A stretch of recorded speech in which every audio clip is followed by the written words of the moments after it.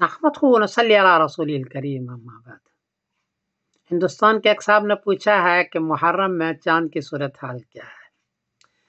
جواباً عرض ہے کہ 6 جولائی بروز سنیچر کو انڈیا میں چاند کو چاہیے 7 ڈگری، برما میں 6 ڈگری، بنگلہ دیش میں 7 ڈگری، نیپال میں 7 ڈگری، کراچی میں 7 ڈگری، پشاور میں 7 ڈگری اور ایران میں 8 ڈگری۔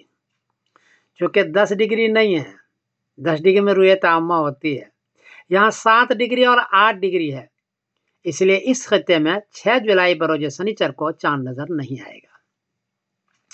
7 جولائی بروز اتوار کو انڈیا میں چاند کو چاہیے 17 ڈگری، برما میں 17 ڈگری، بنگلہ دیش میں 17 ڈگری، نیپال میں 16 ڈگری، کراچی میں 17 ڈگری، پشاور میں 15 ڈگری اور ایران میں 17 ڈگری۔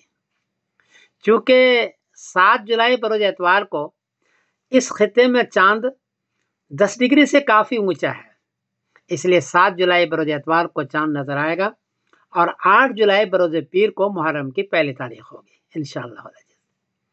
اس اعتبار سے 17 جولائی بروز بدھ کو 10ویں محرم ہوگی۔ 17 جولائی بروز بدھ کو 10ویں محرم کی اس خطے میں۔ ایک بات عرض کر دوں کہ اس مہینے میں لوگ محرم کے مہینے میں ڈھول دھماکہ بہت کرتے ہیں، کھیلتے کودتے بہت زیادہ ہے، شریعت میں اس کی گنجائش نہیں ہے، بلکہ 10ویں محرم کو روزہ رکھنا چاہیے، حدیث کے اندر ہے، قرآن شریف کی تلاوت کرنی چاہیے، حضرت حسین رضی اللہ تعالیٰ عنہ کی شہادت ہوئی ہے اس کے لیے دعا کرنی چاہیے، اور اپنے مرحومین کے لیے، میت کے لیے دعا کرنی چاہیے، اور اپنے لیے بھی دعا کرنا چاہیے کہ اللہ تعالیٰ ایمان پر خاتمہ فرمائے اور خیر کے ساتھ زندہ رکھے۔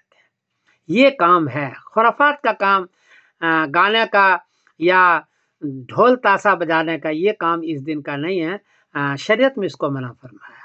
میں سمیر الدین قاسمی بول رہا ہوں مانچسٹر انگلینڈ سے۔ السلام علیکم ورحمۃ اللہ وبرکاتہ۔